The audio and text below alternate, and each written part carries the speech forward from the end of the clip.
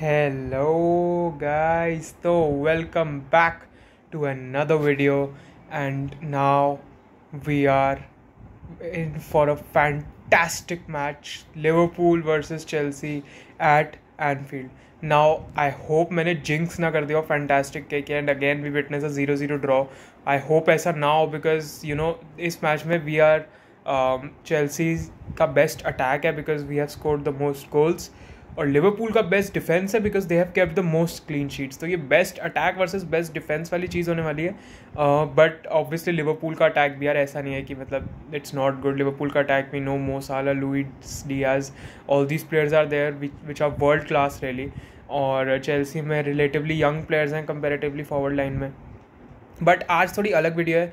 आज typical lineup नहीं होने वाला है. थोड़ा टीम्स पे ऊपर से ही बात करेंगे बिकॉज आई थिंक थोड़े हमको चेंजेस देखने को मिल सकते हैं. अगर हम लिवरपूल की पहले थोड़ी बात कर लें तो they don't have Alisson because I think उनको हैमस्ट्रिंग इंजरी हो गई थी, so he is out for a month. उनकी जगह केलेहर खेलेंगे. अब केलेहर ऐसा नहीं है कि बहुत ही डिज़ास्टर कीपर है, ऐसा कुछ है, वो भी अच्छे कीपर हैं. तो आई मीन चेल्सी फैंस को ऐसे खुश होने की ज़रूरत नहीं है कि मतलब ऐसा कोई घटिया कीपर आ रहा है. एलिसन जितने अच्छे नहीं है, ऑब्वियसली बात है वो तो, that's why is the second choice keeper. But still I mean ऐसा इतना कोई प्रॉब्लम हो सकता है लिवरपूल को उनसे ना हो मेरे हिसाब से. और उसके बाद लिवरपूल के पास डिफेंस में उनके सब अवेलेबल हैं. मिडफील्ड में आई थिंक मैकैलिस्टर का 50-50 है बिकॉज इंटरनेशनल ब्रेक से वापस आना और एवरीथिंग बॉडी अप होगी मैच खेलने के लिए एकदम से, तो वो सब देखना पड़ेगा, चेक करना पड़ेगा, एनालाइज करना पड़ेगा. और उसके बाद फॉरवर्ड लाइन में अगेन मो Salah, Luis Diaz, all these players they have Gakpo, Darwin Núñez, but whatever. लेकिन मो साला we know is in good form, Luis Diaz is in good form, और ये बहुत ही एक अच्छा मैच होने वाला है. और एक और बात है कि लिवरपूल की मिडफील्ड अब सोबोज़लाई है, ग्रावेनबर्च की मतलब बहुत ज़्यादा तारीफ हो रही है recently and it's fully deserved. He is playing absolutely wonderfully. और लिवरपूल के लिए एक बहुत अच्छा वो मिडफील्ड में कंट्रोल कर रहे हैं और बहुत अच्छा खेल रहे हैं लिवरपूल के लिए.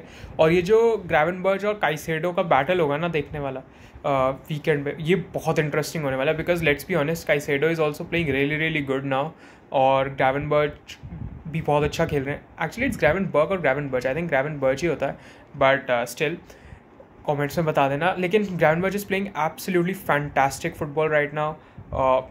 अगेन 8/10, 7/10 परफॉर्मेंसेस कंसिस्टेंटली दे रहे हैं, which is really really good for Liverpool. अब चेल्सी की जहाँ तक बात करें, चेल्सी के लिए सबसे बड़ा मिस जो कि मैं कहूँगा वो है Cucurella, because Marc Cucurella has been in sensational form. We all know Euros के बाद एक कुकुरेला के लिए एक टर्न अराउंड सा हो गया उनके करियर में भी, उनके फॉर्म में भी, and we'll miss him because last match में भी ऑल नॉटिंघम फॉरेस्ट के अगेंस्ट उन्होंने एक थोड़ा अननेसेसरी कार्ड खा लिया था. और again Fofana will also be missed in this game because Fofana ने भी एक येलो कार्ड ले लिया था. तुमको याद, मैंने उस प्रीव्यू जो नॉटिंघम फॉरेस्ट का मैच था उस प्रीव्यू में मैंने बोला था कि कुकुरेला को स्टार्ट कराने की ज़रूरत नहीं है, फोफाना को भी स्टार्ट कराने की ज़रूरत नहीं है. बट अगेन वी डिड, दोनों को येलो कार्ड मिल गया and now both are suspended for this match, which is absolutely मतलब बहुत मो साला, कुकुरेला को मो साला को मार्क करना था. एंड मो साला को मार्क करना इज़ नॉट ईजी भाई. Mo Salah is a world class player, we all know this, Premier League experience and what not. और वहाँ पे उनकी जगह, कुकुरेला की जगह रेनाटो विएगा को खेलना पड़ेगा, हु इज़ रिलेटिवली न्यू. अब मैं रेनाटो विएगा को इतना कुछ गलत नहीं कह सकता बिकॉज अभी तक जितना हमने उनको देखा, he has played very good, let's be honest. उन्होंने मतलब he has not set a foot wrong and he looks like a player, मतलब जो he is up for the challenge, he is up for it, always motivated kind of a player. तो मेरे को ऐसा लगता है कि maybe he can put in a shift, लेकिन टफ होगा. और आई थिंक हो सकता है मरेस्का बोलें अब उस साइड पे क्या वो एंजो को स्टार्ट देंगे या फिर लाविया खेलेंगे, we will have to see. But हो सकता है कि वहाँ पे बोलें कि जेडन सैंचो को ट्रैक बैक करना पड़ेगा रेनाटो विएगा की हेल्प करने के लिए, बिकॉज मो साला को रोकना टफ होगा when you don't have Cucurella in their. और रेनाटो विएगा भी इन्वर्ट कराएंगे उनको मिडफील्ड में, क्या करेंगे, काफ़ी इंटरेस्टिंग होगा देखना. फोफाना की जगह तो यार लेट्स बी ऑनेस्ट टोसिन आडेबायो को ही खिलाना चाहिए बिकॉज जब हमने कुछ मैचेस में जैसे देखा था कि हमारे पास गुस्टो अवेलेबल नहीं थे तो फोफाना राइट बैक शिफ्ट हो गए थे एंड टोसिन को सेंटर बैक पे खिला दिया था कॉलवेल के साथ. तो टोसिन ने काफ़ी एक सॉलिड परफॉर्मेंस दी थी and in all fairness टोसिन is better than Badiashile, better than Disasi, and I think Tosin will deserve a start over both of these to accompany Colville in the partnership. Centre back partnership, और right back पे हमको Gusto ही देखने को मिलेंगे। अब एक अच्छी बात है कि चेल्सी की अभी भी कोई इंजरी लिस्ट में नहीं है, मतलब आई डोंट नो कितने टाइम बाद ये हो रहा है कि इंजरी लिस्ट हमारी फ्री है, टचवुड, ऐसा ना ही कोई इंजर हो, Reece James is also back, but Reece James won't start, let's be honest. उनको मिनट्स भी मिल जाए, आई थिंक एंड के 15-20 मिनट अगर देने हो, उस टाइम मैच का क्या स्टेट है वो सब देखते हुए मे बी मरेस्का उनको टाइम देते थोड़ा सा खेलने के लिए, but Reece James wouldn't start. I mean I will be very very surprise अगर रीस जेम्स को स्टार्ट मिलता है। He will come off the bench maybe most probably.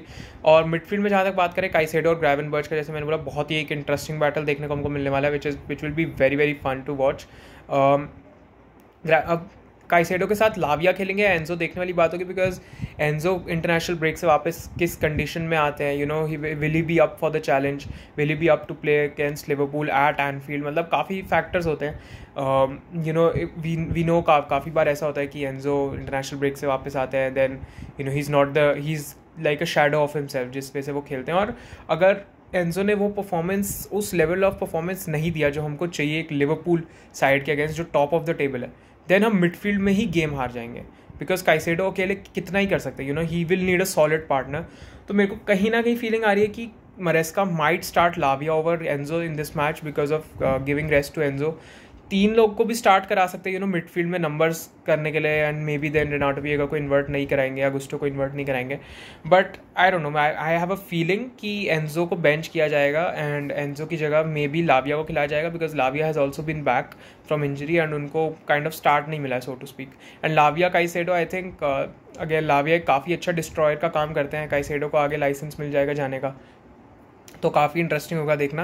And मेरे हिसाब से Lavia will start over Enzo in this match. और उसके बाद आगे फॉरवर्ड लाइन की बात करें तो यार let's be honest, Sancho nailed on starter है, सैंचो और ट्रेंट का काफ़ी इंटरेस्टिंग बैटल होगा। ट्रेंट का हमको पता है, आगे जाते he is a literally Trent is a world class player, but कभी कभार उनके डिफेंडिंग पे क्वेश्चंस उठते हैं, तो आई थिंक उस चीज़ को Sancho can exploit.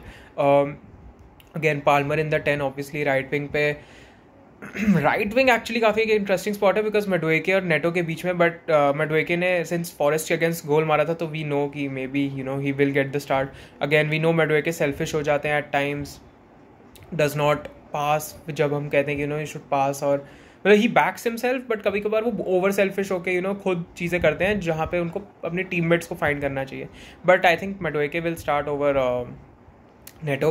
Striker again I think Nicolas Jackson, obviously Christopher Nkunku off the bench आएंगे इस मैच में भी। उन्होंने लिवरपूल के अगेंस्ट गोल भी मारा था last time out, if you remember, जब हम 2-1 हारे थे आई थिंक एनफील्ड पे। इनकुंकू को स्टार्ट, आई डोंट थिंक इनकुंकू को स्टार्ट मिलेगा, again he will come off the bench only, और उसके बाद देखते हैं क्या होता है। मैंने अपनी प्रेडिक्शन में पाए थे बोला था Chelsea for a 3-2 win. I will stick to that because of Chelsea bias, and मैं अपनी टीम को हारते प्रेडिक्ट तो नहीं करने वाला, और मेरे को एक इंटरेस्टिंग मैच भी चाहिए, बट इन रियलिटी, और अगर मैं थोड़ा रियलिस्टिकली बहुत बोलूँ तो आई थिंक काफ़ी एक इंटरेस्टिंग मैच होगा। लिवरपूल बिल्कुल भी ईजी साइड नहीं है, they are a very tough side to play, they are on top of the league obviously, और आई थिंक कहीं ना कहीं अगर चेल्सी ये गेम हारती भी है ना, तो इट्स लाइक कि एक अच्छी परफॉर्मेंस दे के हारे, मतलब ऐसा ना हो कि आउट प्ले हो रहे हैं लिवरपूल से, मतलब लिवरपूल के अगेंस्ट कुछ कर ही नहीं पा रहे हैं, absolutely we are getting played off the park. अगर ऐसा कुछ होता है ना तो बहुत डीमोटिवेटिंग है, बिकॉज चेल्सी का एक बहुत टफ रन ऑफ फिक्सचर शुरू होने वाला है। अगर तो एक अच्छी सॉलिड परफॉर्मेंस दे के अब मैं ये नहीं कह रहा कि हार जाए, बट एक अच्छी सॉलिड परफॉर्मेंस दे के एक ड्रॉ निकाल लिया एनफील्ड पे, या फिर we lose the match by a goal और समथिंग, तो मतलब वहाँ ऐसा लगेगा कि हमने एक बहुत अच्छी परफॉर्मेंस दी, अगर हमने नेक्स्ट मैच में ये चीज़ें करी तो हम जीत सकते हैं, मतलब एक इम्प्रूवमेंट का स्कोप हमको मिल जाएगा। तो मेरे हिसाब से वही है, एक अच्छी परफॉर्मेंस देखने को मिल जाए, एक ग्रिट के साथ खेलें, और जैसा हम खेल रहे हैं प्रूव करें कि we can do it against big 6 sides as well, और एक लय पकड़ ले जिससे जो आगे टफ मैचेस हैं उसमें ये मोमेंटम हम कैरी कर सकें। अब यही था, तभी मैंने एक लाइनअप प्रेडिक्शन नहीं किया अलग से, बिकॉज आई थिंक ऐसे बात करना ज़्यादा ज़रूरी लगा मेरे को, एंड यही है मोर और लेस। एंड या let's hope for a very very good match जहाँ पे एक ड्रॉ ना हो, घटिया सा 1-1 या 0-0, काफ़ी एक एंड टू एंड मैच हमको देखने को मिल जाए होपफुली। एंड या that is it for the video guys, thank you so much for watching. Like कर देना वीडियो को, सब्सक्राइब कर देना चैनल को, and keep the blue flag flying high, and let's hope Chelsea wins tomorrow and we get to see a great match. Thank you so much for watching, and I'll see you in the next one. Bye bye. Peace out.